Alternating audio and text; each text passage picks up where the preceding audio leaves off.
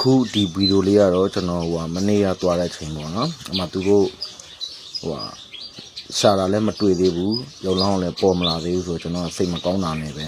တစ်ဖက်တစ်လမ်းနဲ့ကူညီချင်တာပေါ့နော်အဲ့ဒါနဲ့ကျွန်တော်ဆရာကိုချက်ချင်းမသွားခေါ်ပြီးတော့ဒီမှာလာကြည့်ရဗီဒီယိုလေးပါသူတို့မိဘတွေကိုကိုချင်းစားလို့ပေါ့ဗျာအဲ့ဒီ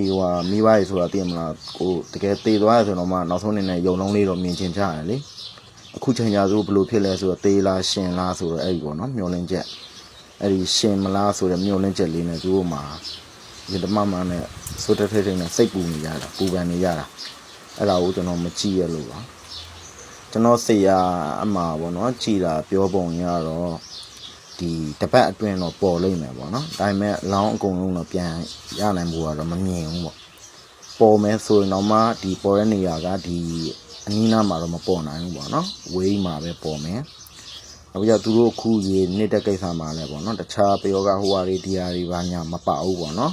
ဒီရိုးရိုးပဲပေါ့နော်ဒီရေစီးကြောင်ဖြစ်ရင်ဖြစ်မယ်ဒီဝဲကြောင်ဖြစ်ရင်ဖြစ်မယ်ပေါ့နော်ဒီတိုင်းရိုးရိုးပဲရေနေတာပေါ့နော်တချို့ကိစ္စတွေကြောင့်လဲပြောလို့ကမကောင်းတော့ဘူးလေအဲဒါကြောင့်မလို့ကျွန်တော်တချို့ကိစ္စတွေတော့တိတ်ပြီးတော့မပြောတော့ပါဘူးတကယ်ပြန်တွေ့ရဆိုရင်တော့ကျွန်တော်တစ်ချက်ပြန်ပြီးတော့တင်ပေးပါ